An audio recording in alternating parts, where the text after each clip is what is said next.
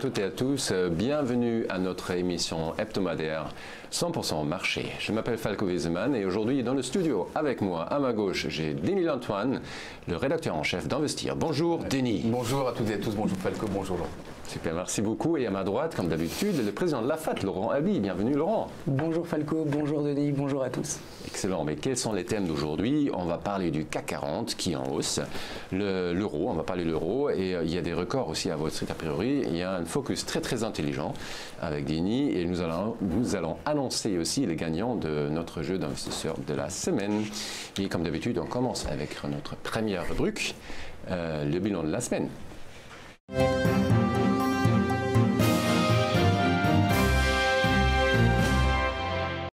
Alors Denis, pour le CAC, tout va bien cette semaine? Oui, ça va mieux, surtout parce qu'effectivement on a déconsolidé, hein, rappelez-vous Falco, au cours des 2 semaines précédentes, un peu plus de 3%, là on rebondit, plus 1,34%. Ce qu'on peut dire en tout cas, que ça a permis peut-être donc aux indices de reprendre un petit peu d'oxygène et puis à tous ces opérateurs qui n'étaient pas présents sur le marché, de retrouver en tout cas des niveaux sur lesquels ils ont pu s'engouffrer. Donc une très bonne chose. Des marchés qui n'ont donc pas pris peur à l'annonce d'une impossibilité, en tout cas par Angela Merkel, de former une coalition gouvernementale. C'était donc le week-end précédent. Et des marchés qui ont surtout été rassurés par la publication de bons chiffres en zone euro. On pense au PMI notamment. Et un excellent IFO en Allemagne, c'est chez vous, l'IFO qui a pulvérisé des records. Bravo Falco. Et dans ces minutes, on a aussi en France à ce moment-là une BCE, Banque Centrale Européenne, qui reste optimiste sur la santé de la zone euro et qui se montre en tout cas très optimiste aussi sur l'atteinte d'un objectif de 2% d'inflation, c'est important. Bonne semaine donc au final pour le CAC 40, plus 1,34%, l'indice qui donc résorbe un petit peu ses pertes depuis le début du mois de novembre. Parfait, merci beaucoup Denis. Donc on va regarder le CAC 40 avec Laurent. Donc aussi heureux, content que Denis? Alors toujours aussi heureux et content oui. que Denis. Oui. Sauf que je pense qu'on peut assister maintenant à un petit repli sur le CAC 40. Regardez le chart avec moi. Il y avait eu cette zone de support à 5300 points. Sur cette zone, nous avions recommandé des achats car nous anticipions un rebond. Nous avions donné la semaine dernière et la semaine précédente cet objectif à 5417. Le CAC y est allé et depuis 2 séances maintenant, on voit qu'il y a une pression vendeuse qui se réexerce sur le marché avec potentiellement un retour vers cette zone à 5315, 5300 points. Cette zone est importante parce que quand le CAC va y retourner, il aura l'opportunité de rebondir si c'est ce qu'il doit faire pour ensuite franchir la résistance à 5417. Si en revanche, il n'y a pas de soutien de la part des opérateurs sur 5300 points, alors le risque est baissier et c'est celui de voir l'indice parisien retourner vers 5255. Pour le moment, nous sommes donc vendeurs puisque nous accompagnons cette reprise, vous le voyez donc, de la tendance baissière précédente à partir de 5417 vers 5300 points et donc nous avons choisi Falco, un turbo put avec une barrière désactivante au-dessus de la première résistance à 5450 points. C'est très important de toujours mettre des barrières désactivantes au-dessus des résistances quand on vend. Et le code de ce produit Falco, c'est le 01AXB. Merci beaucoup Laurent. Donc avant de vous présenter ce produit, je vous rappelle que ce produit présente un risque de perte en capital et en cours de vie et à l'échéance. Donc je vous invite d'aller sur notre site internet produitsdebourse.bnpparibas.fr pour vous former à l'aide de brochures et vidéos qu'on a mis à votre disposition. Donc je vous présente ce produit, c'est un turbo put sur le CAC 40 01AXB qui a ce matin un effet de levier de 44,56. Sa échéance c'est le 16 février 2018, son prix d'exercice et aussi sa barre désactivante à 5450. Tout ça pour un prix de vente de 1,12 € et un CAC 40 à 5370. Et on continue notre émission avec le bilan de la semaine. Et voilà, le deuxième part du bilan de la semaine. Qu'est-ce qui fait l'euro en fait? C'est assez particulier parce qu'on a une hausse en fait du CAC 40 tout en ayant à la fois une hausse de l'euro, ce qui est assez paradoxal en théorie. Mais en tout cas, la devise européenne, on l'a vu, qui est en passe de rallier de nouveau le seuil de 1,20$. Un euro qui est donc revenu à des plus hauts de 2 mois. Alors cette hausse, on la doit à plusieurs éléments. Tout d'abord, ces chiffres économiques, ces bons chiffres économiques en zone euro. On en a parlé tout à l'heure, PMI et IFO. Mais aussi l'espoir, en tout cas, enfin, le retour, en tout cas, d'un espoir de voir une coalition se former quand même en Allemagne. Ça a été bon, en tout cas, pour l'euro. Et puis, à l'inverse, ce qui est bon pour l'euro, effectivement, c'est aussi parce que le dollar, lui, a eu des petits signes de fragilité, toujours, en fait, parce qu'il n'y a pas d'avancée concrète. En tout cas, on sent que ça tarde au niveau de la réforme fiscale de Donald Trump. Donc, tout ça fait que l'euro, il s'est un petit peu envolé. Et on le retrouve quasiment sur les 1,20 actuellement. Parfait, merci beaucoup Denis. Et on continue avec le bilan de la semaine et maintenant le S&P en fait. Oui, S&P, tout de suite. Il va toujours très très bien, avec toujours des records un petit peu partout. Aux États-Unis, on l'a vu, pas forcément tous les jours, mais en tout cas assez régulièrement. Avec une semaine qui a quand même été un peu atypique. On a eu 3 véritables séances, mais après on a eu Thanksgiving, jeudi, qui était fermé donc aux États-Unis, et le retour d'une demi-séance simplement pour Black Friday le lendemain. Avec, en tout cas, ce qui était bon, en tout cas pour les marchés, c'est que même si c'était une demi-séance, on a profité en tout cas de bons chiffres qui ont été annoncés, des bons chiffres, on va dire. On n'a pas encore les chiffres définitifs, mais on a bien vu que cette saison des ventes de fin d'année avait bien démarré. Aussi Cyber Monday hier d'ailleurs, avec des très bons chiffres, une hausse de 17% des ventes sur un an. C'est ce qui a porté en tout cas le secteur de la distribution. En tout cas voilà, ce qu'on peut dire, c'est que tout va bien, en tout cas aux États-Unis. Jusqu'à quand, je ne sais pas. C'est peut-être en tout cas Laurent qui a la solution, mais je tenais à vous dire simplement que ça fait maintenant plus de 300 séances qu'on n'a pas connu une baisse de plus de 5% du S&P 500. Donc pas de décrochage en tout cas du S&P depuis plus de 300 séances. Je crois que le record est 394. On est à 356 de mémoire. Je ne les ai pas comptés, mais je les ai vus. Donc ça m'a beaucoup aidé. Parfait Denis, donc on va regarder tout de suite. Donc Denis dit super, la S&P c'est déjà Noël en fait au Wall Street. Jusqu'à quand? Jusqu'à quand exactement? Peut-être Laurent va nous éclairer un peu plus là-dessus en fait. Qu'est-ce qu'ils font les charts? Alors sur le S&P, Falco, premier élément, c'est vrai qu'on ne voit aucune figure de retournement, en tout cas pour le moment, se mettre en place. Un indice qui fait un nouveau plus haut, donc on est dans une tendance qui est haussière. Vous le savez, je ne suis pas souvent contrarien, j'ai plutôt tendance à suivre le mouvement, mais cette semaine j'innove et je propose un put sur le S&P. Alors ce put, il faut comprendre comment le mettre en œuvre, parce que je ne suis pas baissier sur le S&P, je m'attends simplement à une petite correction pour les jours qui viennent, ce qui permettrait donc d'avoir une appréciation intéressante sur le produit. Alors regardez le chart, vous voyez qu'on remarque déjà une vraie différence de rythme entre cette première partie de progression et puis cette deuxième partie avec cette divergence, vous voyez ce RSI qui lui n'arrive pas à faire des nouveaux plus hauts. Alors quand on a un RSI qui fait des divergences baissières, ça veut simplement dire que la vitesse de progression est en train de baisser, et quand on regarde les bougies, on voit bien quand même que ce S&P, il est à la peine avec ces tout petits corps, ça s'appelle des toupies, et on voit bien qu'on a un petit peu de mal à continuer la progression. Autrement dit, je ne serais pas étonné de voir dans les prochains jours un S&P qui corrige avec, vous le voyez, une cible à 2584. Alors, il ne faut surtout pas se précipiter pour vendre ce S&P. Il faut d'ailleurs avoir une petite position parce qu'on est contrarien et qu'on n'a pas énormément d'éléments pour l'être. Cela dit, quand on voit le doji, eh bien on peut uniquement, et si et seulement si, on clôture aujourd'hui sous le doji, effectivement anticiper un retour vers un premier niveau intermédiaire à 2584, et je pense même qu'on pourrait retourner sur 2556. Ce niveau de support à 2556 n'invalide en rien la tendance haussière. C'est simplement une respiration de marché. Peut-être que les opérateurs ont besoin de temporiser un petit peu pour voir venir effectivement le Sénat américain valider ou pas la réforme fiscale.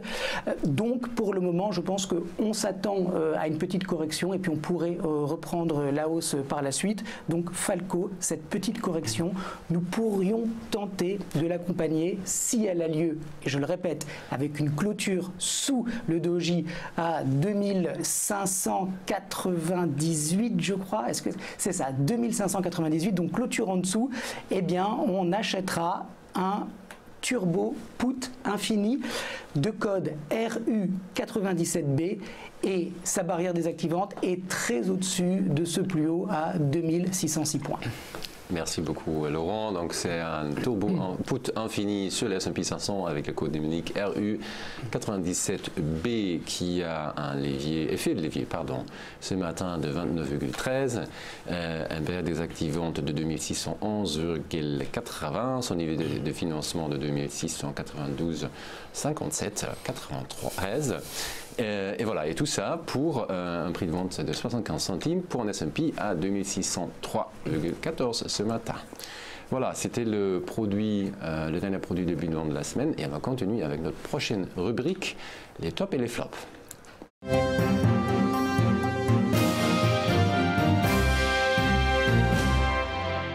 Alors Denis, quels sont les tops de cette semaine? Eramet plus 11,2%, vous la connaissez, valeur de matières premières qui a profité de l'ensemble de la bonne tenue des valeurs liées aux métaux et aux mines. C'est une valeur très volatile, un peu à l'image d'ArcelorMittal. Eramet plus 11%, c'était le top de la semaine. Fnac Darty, on le doit encore à une note d'analyste, celle d'Exane BNP Paribas, c'est un petit peu chez vous Falco, avec ce scénario en tout cas c'est leur scénario en tout cas d'un possible rapprochement avec Carrefour, enfin plutôt Carrefour qui avalerait Fnac Darty. Ça a eu son petit impact en tout cas puisque c'est une hausse de 8%, notamment grâce à cette note d'analyste d'Exane BNP Paribas. EDF plus 7,1%, on a eu des rumeurs de scission pour séparer donc les activités nucléaires des autres. Ça a profité au groupe d'énergie, d'autant qu'il est un petit peu mal en point quand même depuis pas mal de mois, trimestres voire années, donc ça suffit à redonner un petit peu de hauteur à EDF. Enfin Danone, que j'ai indiqué dans le tableau parce que c'est l'une des plus fortes hausses de valeur du CAC 40, les autres n'y sont pas. Et donc on en parle aussi assez peu. Voilà ce qui s'est passé. Je ne suis pas sûr que ce soit l'origine de la hausse de 2% du titre, mais Danone a pris une participation minoritaire dans les eaux Conadip, puisées à Hawaï, dans les profondeurs de l'océan Pacifique. C'était pour le côté découverte du monde de l'émission. Magnifique, on devrait y aller la prochaine fois. Donc Laurent, on va parler de Eramet en fait, non? Oui, on parle de Eramet, Falco, et là encore un avis contrarien sur la valeur, puisque Eramet est une championne de la côte. Très très beau parcours boursier, vraiment beaucoup de force sur le titre, peut-être un petit peu trop justement, avec un essoufflement que en tout cas j'escompte. Alors regardez, on a effectivement donc ces moyennes mobiles qui montrent très clairement cette dynamique haussière qui a reprise depuis le mois de septembre. Moi ce qui m'intéresse sur le titre, c'est ce petit gap Falco qui a été ouvert et qui, s'il était comblé, signifierait qu'on va avoir des prises de profit qui pourraient faire retourner les cours vers ce niveau de support à 79-76. Donc vous le comprenez, on peut être contrarien même si on reconnaît que la tendance est haussière, parce que je ne joue pas en retournement de la tendance, mais simplement j'accompagne un éventuel, ou plutôt une éventuelle correction. Celle-ci viendrait, et là encore j'utilise le conditionnel, c'est extrêmement important, si et seulement si on fait une clôture sur Eramet sous 86,76. C'est capital, parce que si on clôture sous ce niveau, cela signifie que ce gap est peut-être un gap d'épuisement et qu'il annonce une petite correction vers 79,76. Si on a des acheteurs qui, au contraire, sont suffisamment déterminés pour maintenir les cours au-dessus de ce gap, ça veut dire que le consensus est toujours haussier et qu'on va vraisemblablement faire des nouveaux plus hauts. Donc, on peut être contrarien, on a le droit de l'être, ça paye de l'être, mais attention, il faut être encore plus discipliné que d'habitude et attendre le signal, c'est-à-dire la clôture sous le gap. Si celui-ci, donc ce gap, était effectivement comblé, Falco, ce soir à la clôture, alors on aurait une opportunité d'accompagner cette petite correction avec un turbo put infini. Son code, c'est le 53 AUB, et là encore, parce que c'est très important, sa barrière désactivante, elle est au-dessus de ce précédent sommet à 92,56, une zone qui ne doit pas être visitée si effectivement on part en correction. Merci beaucoup Laurent. Donc c'est sur Eramet un turbo put infini avec le code mnémonique 53 AUB qui a un effet de levier ce matin de 5,51, une barrière désactivante 92,65, un niveau de financement de 102,8062 et c'est un prix de vente ce matin 1,55 € pour Eramet à 87,035. Et qu'est-ce qu'on fait maintenant? On continue avec les flops. Et Denis, quels sont les flops, Denis? Oui, les flops avec Eutelsat à nouveau, deuxième semaine d'affilée, moins 9,5%. 5%, toujours un secteur d'opérateurs de satellites toujours dégradé. Ça aussi fait chuter le concurrent SES. Beaucoup de reports de mise en orbite par exemple. C'est donc moins 9,5% encore une fois pour Eutelsat en 5 jours. Elior, moins 6%, deuxième gadin. Elior qui avait révisé, je vous rappelle, en baisse ses objectifs. C'était le vendredi précédent et qui avait fortement chuté en bourse. Donc c'est encore moins 6% cette semaine. Plus rapidement, Peugeot et Score, parce que là l'ampleur est beaucoup moins importante. Peugeot moins 2,6% et Score moins 2%. Parfait, merci beaucoup Denis. Et on va pas passer à une prochaine rubrique, mais il n'y a pas de jingle en fait. On annonce tout de suite, tout brusquement en fait. Voilà les gagnants de notre jeu d'investisseurs de la semaine. Vous savez très bien que chaque semaine, de chaque mardi matin, chaque mardi en fait, toute la journée, vous pouvez choisir un produit de BNP Paribas duquel vous pensez que ça sera le meilleur choix pour toute la semaine. Et nous, on va prendre le prix du produit que vous avez choisi le mardi soir et on va la comparer avec le prix de ce produit le lundi soir suivant.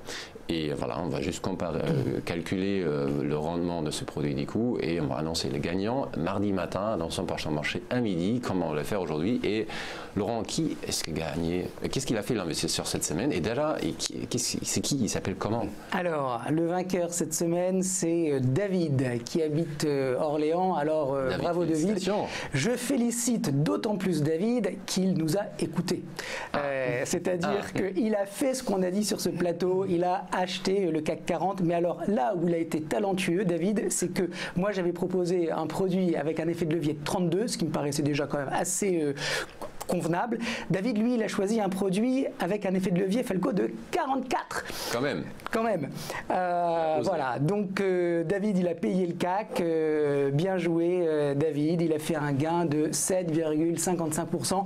Fallait le faire, hein, parce qu'on est quand même à un moment de marché qui est très très incertain, un petit peu partout. On voit que ça peut décaler un petit peu dans tous les sens. Donc il fallait avoir le courage de payer ce CAC. Bravo David, belle performance. Et on espère vous revoir bientôt comme vainqueur. Exactement. Et David, pardon. J'étais sur Dany, mais comment est-ce que j'arrive sur Dany? Bon. Donc, David, vous avez gagné cette tasse, investisseur de la semaine de BNP Paribas 100% marché. Donc, elle va être bientôt chez vous et vous pouvez boire du thé ou du café, comme vous voulez, ou d'autres choses avec cette jolie tasse.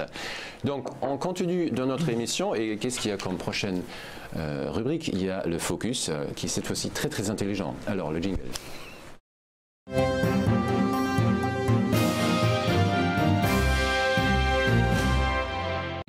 Alors Denis, a priori on va parler de l'intelligence artificielle. Oui, beaucoup d'intelligence sur ce plateau, mais là on va parler d'autres choses. Et en plus, on rajoute. Donc effectivement, parce qu'on en parle, on n'arrête pas d'en parler en tout cas. On a l'impression que c'est un sujet d'avenir, mais en tout cas toutes les entreprises, beaucoup d'entreprises actuellement sont déjà en train de travailler dessus. Ça fait même quelques années pour certains. Alors on parle de quoi exactement? L'intelligence artificielle, c'est avant tout ces plateformes donc, qui auto-apprennent des tâches qui peuvent paraître rébarbatives, récurrentes, mais en tout cas pour l'entreprise il y a toujours beaucoup d'économies à la clé, gain de temps, gain d'argent. Elle est donc ainsi beaucoup utilisée par exemple pour l'aide à la personne, automédication, réponse automatique au téléphone, ce genre de choses. Et en fait à la différence de ce qu'on a connu dans les années 70-80 où vous savez l'époque des supercalculateurs qui étaient même capables de gagner aux échecs, hein, donc contre l'humain. Là, effectivement, on est en train de leur apprendre plutôt qu'à cumuler des connaissances, des données, on est en train de faire connecter un petit peu donc toutes ces données, toutes ces connaissances qui vont déboucher sur des prises réelles de décisions, ce qui n'était pas le cas auparavant. Et les plateformes, en fait, qui à partir de ces décisions qu'elles ont prises, apprennent à partir de ces décisions pour en faire d'autres. Voilà ce qui s'appelle en tout cas l'intelligence artificielle. Alors, bien sûr, quand on pense à l'intelligence artificielle, on pense avant tout aux GAFA, hein, ces mastodontes en tout cas qui ont émergé depuis des années maintenant aux États-Unis, Alphabet, c'est-à-dire Google, Amazon, Facebook et Apple. Google avec par exemple des nombreuses capacités dans le domaine des objets connectés pour la télévision et puis aussi le cadeau de Noël hein, que tout le monde va s'arracher avec cette enceinte Google Home qu'on voit partout actuellement. On pense aussi à Amazon. Alors Amazon, là, on est dans le domaine de la distribution. Donc le but, c'est de mieux cerner, c'est une volonté de mieux cerner le client final, de lui suggérer en tout cas plus finement des produits, d'ajuster plus régulièrement les prix, en tout cas donc beaucoup plus à destination du client final. Facebook, là, c'est pour mieux cibler les campagnes publicitaires ou mieux modérer les contenus, en tout cas donc qui sont présents sur la plateforme, sur le réseau, et sans faire appel, en tout cas en limitant le recours en fait à des humains pour la modération, ce qui coûte beaucoup plus cher et prend plus de temps. Enfin, Apple, on pense cette fois naturellement à l'assistant virtuel, un Siri. Quand vous avez une question à poser à votre téléphone, Apple, c'est Siri qui répond. Ouais. Deuxième catégorie, éditeur de logiciels et SS2I. Alors là, on pense à des grands noms. Il y a du SAP, Dassault Systèmes, Capgemini, Atos. Tout part en fait de l'utilisation surtout de chatbots. Vous savez, en tout cas, ces petits robots qui, sur n'importe quel site internet, vous permettent de répondre en direct. Donc, vous aident, vous guident dans votre commande, à avoir quelques renseignements. Tout ça, effectivement, ça fait partie du métier d'éditeur de logiciels. Et des SS2I, là où on automatise en tout cas une partie des contrats des sociétés de services informatiques. Il y a une partie maintenant qui n'est plus réalisée par des humains, et qui sont réalisées justement par l'intelligence artificielle. SAP en Allemagne, Dassault Systèmes en France ou Capgemini, Atos dans le domaine des SS2I. Merci beaucoup Denis pour cette première partie de notre focus très intelligent. Donc on va parler de Capgemini avec Laurent. On va parler de Capgemini et peut-être que nos heures sont comptées car vous allez peut-être voir des robots à notre place la semaine prochaine. Donc on profite. Les robots vont se laisser poser la barbe ou pas en fait? Ça c'est la question. On va voir, mais je sens que ça chauffe. Alors Capgemini, haussier sur Capgemini. Alors effectivement j'étais baissier sur le CAC, sur le S&P, sur Eramet et voilà. Je reviens dans le droit chemin, chers auditeurs. Je suis la tendance. Bon, déjà, ce qu'il faut dire, c'est que, comme je l'ai dit dans la rubrique précédente, il y a quand même beaucoup d'indécisions sur les marchés. Et on peut vraiment interpréter les charts en ce moment en fonction de son biais, selon qu'on est haussier ou baissier. Il y a un vrai équilibre qui revient entre les acheteurs et les vendeurs. Et ça se retrouve plutôt parfaitement sur Capgemini. Regardez ce chart. Alors, c'est vrai que la tendance, elle est haussière, mais on peut également souligner qu'elle est haussière très très molle, puisque vous le voyez, on fait une grande conso, une impulsion qu'il fallait surtout pas rater les quelques jours de septembre, et puis derrière, on refait une nouvelle consolidation. Je reste dans la tendance cette fois-ci, premièrement parce que j'ai un gros niveau de support qui pour le moment tient le choc à 98,50 €. Alors c'est vrai que pour le moment, on n'arrive pas à s'en décrocher. C'est pour ça que là aussi, je pense qu'il faut être discipliné. Parce que payer Capgemini, ça peut être une bonne idée, et auquel cas on viserait le précédent sommet à 105,80. Mais vu que j'ai un biais baissier à très court terme sur le CAC 40 et que je ne mets pas de côté une correction pour les prochaines heures, alors on pourrait ne pas franchir ce niveau. En tout cas, on va inscrire notre action dans du momentum, c'est-à-dire qu'on va attendre le franchissement de cette résistance à 101,80 clôture pour acheter Capgemini. Si effectivement ça a lieu, ce franchissement a lieu, alors on peut acheter un produit, un Varan ou un Turbo Call pour effectivement accompagner donc la reprise de la tendance vers le précédent sommet. Alors ce contexte, il est donc haussier à venir et en cas donc de franchissement de 101,80, le stop de toutes les façons se place en dessous de 98,50 parce que si effectivement on repart à la hausse, on ne doit absolument pas assister à un retour dans cette zone de prix sous le support à 98,50 et donc sur franchissement, je suggère un turbo infini Best Call de code Falco ZS11B. Merci beaucoup Laurent. Donc c'est un turbo infini Best Call avec le code numérique ZS11B sur Capgemini qui a ce matin un effet de levier 14,75. Sa barrière désactivante son prix d'exercice de 95,4416 et son prix de vente ce matin de 74 centimes pour Capgemini à 100,93. Et on continue avec le focus intelligent et Denis. Oui, deuxième partie avec les banques. Et c'est là en fait que j'ai une grosse pensée pour vous. Falco, la banque et la finance. Merci. Vous savez, toutes les banques sont concernées. Ça fait chaud. BNP, Crédit Agricole. Ah oui, il y a d'autres. Société Générale, vous avez des concurrents. Mais en tout cas, tout le monde travaille de la même manière, en tout cas, à beaucoup plus de services pour le client, beaucoup plus de rapidité, réduire les délais de réponse, en tout cas quand il y a une question de la part d'un client. Et moins d'humains. Et moins d'humains, mais automatisé, en tout cas même les déclarations de sinistres, de vols, de cartes ou de pertes, tout ça en tout cas c'est un gain de temps énorme et des économies naturellement pour les banques. C'est là en tout cas qu'est le véritable travail actuellement dans le secteur jeux vidéo. C'est peut-être l'un des secteurs qui a été le plus en amont en tout cas de l'intelligence artificielle parce que depuis des années, les éditeurs de jeux vidéo cherchent à reproduire le comportement d'un humain. Vous le voyez en tout cas avec tous ces jeux, donc de tir, etc. où on avance en tout cas à la manière effectivement, on a l'impression d'être complètement, en tout cas, dans ce personnage qui avance beaucoup dans les jeux de combat. Mais en tout cas, effectivement, c'est là où l'intelligence artificielle a beaucoup travaillé depuis des années. Je pense à Ubisoft en France ou Electronic Arts aux États-Unis, des ténors du secteur. L'industrie, donc au sens plus large, Thales avec naturellement l'électronique et la défense surtout. Et puis les télécoms, là aussi, Orange, Deutsche Telekom, mais aussi l'ensemble des acteurs. Il s'agit surtout là d'optimiser les réductions de délai dans les réponses aux clients. Il y a deux autres petits secteurs que je n'ai pas indiqués. Enfin, si, médias publicité, en tout cas, oui, Publicis. Là, en tout cas, c'est pour mesurer et améliorer l'efficacité des publicités en manière générale. Et deux autres secteurs, j'avais plus la place pour les mettre, mais on va les citer. L'automédication, tout à l'heure, on en a parlé, donc avec le domaine de la pharmacie. Et puis l'automobile, autre grand secteur, Valeo, Peugeot, Renault, avec une poussée depuis de nombreuses années, donc de la conduite autonome et automatisée. Il y a beaucoup d'efforts, en tout cas, dans ce domaine. Donc l'automobile, secteur que je voulais vous citer. Parfait, merci beaucoup Denis pour ce focus intelligent. Donc on va regarder Publicis avec Laurent. Oui, on regarde Publicis ensemble parce que la valeur est faible, parce que le secteur média est très faible, qu'on a une structure baissière sur Publicis que vous pouvez voir à l'écran depuis l'été avec cette alternance de creux et de sommets qui sont baissiers. Une petite réaction technique sur Publicis, regardez le chart avec, vous le voyez, cette zone de résistance à 56,20 €. Alors pourquoi je pense que cette zone ne va pas être dépassée ? Premièrement, c'est une zone de retracement de Fibonacci, 38% de toute la baisse précédente.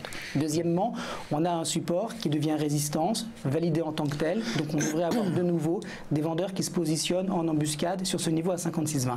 Et puis on a une moyenne mobile à 40 périodes qui vient elle aussi dans ce voisinage. Autrement dit, on a une convergence d'éléments techniques qui nous fait penser que ça va être très difficile compte tenu que la tendance est déjà baissière sur Publicis pour dépasser ce niveau. Et donc c'est un excellent niveau pour tenter une vente à découvert ou alors avoir effectivement un produit qui accompagne ce mouvement baissier, un Varan ou un Turbo en l'occurrence. Cette semaine, Falco, c'est un Varan que nous avons choisi, un Varan Put. Son code, c'est le XM66B. Et juste pour votre information, ce qu'on vise dans un premier temps, c'est ce niveau à 52 €. Si on passe en clôture au-dessus de 56,20, eh bien ça signifie que je me suis trompé, que le scénario est caduc et que le rebond à venir sera plus étendu. Ce n'est pas mon scénario central, mais il ne faut pas l'exclure. Donc, gardez toujours en tête les stops au-dessus de 56,20. Notre scénario prend l'eau. Voilà, Falco. Prend l'eau, il pleut dehors, donc ça va très bien ensemble. Donc, Laurent nous a proposé un Varan Put sur Publicis Group avec le code mnémonique XM66B qui a un effet de levier ce matin de 8,09, son prix d'exercice de 50 €, son échéance de 16 mars 2018 et son prix de vente ce matin 31 centimes pour Publicis à 55,3475. Et on continue avec notre prochaine rubrique à ne pas manquer.